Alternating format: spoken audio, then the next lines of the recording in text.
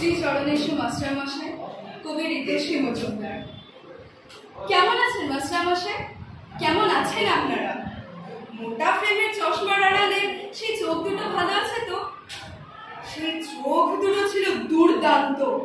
আমাদের সব লুকোচাপা ধরা পড়ে যেত।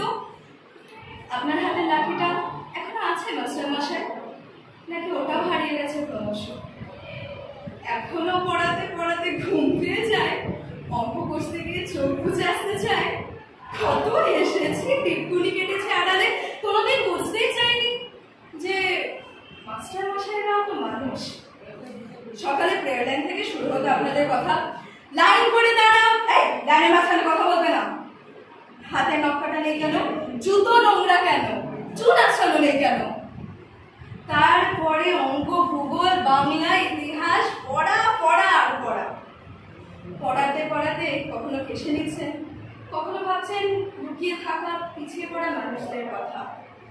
স্নেহেতে পিঠে হাত রেখে বলছেন, পড়াশোনার মতো বন্ধু হয় না রে, এই বন্ধু কোনো দিন ছেড়ে যাবে না। মনে আছে সেদিন ধর্ম ধর্ম করে রাস্তাঘাট দোকান বন্ধ হলো, পুলিশ নামলো, সেদিন আপনি বলেছিলেন, আরে বেটারা আগে মানুষ হয়ে দেখা, মহিমার শিবুর রক্ত কি আলাদা রে, বন্ধুর আবার জাত হয় নাকি? আমরা সকলেই বড় হয়ে গেলাম, যাচ্ছি। আপনার পড়াতে পড়াতে চোখে পড়লো ছানি, আপনার লাঠির মধ্যে ঝোলানো হলো নিষেধ, আপনার বকুনি থমকে গেল পরোয়ানার কাছে। কিন্তু সাফল্যের পর যখনই ফিরে তাকাবো, মনে থাকবে আপনাকে আমার সেই বকুনে দেওয়া মাস্টার মশাই। মাস্টার মশাই, আপনি আবার হাতে লাঠি তুলে আগামী প্রজন্মকে আগে মানুষ করতে হবে।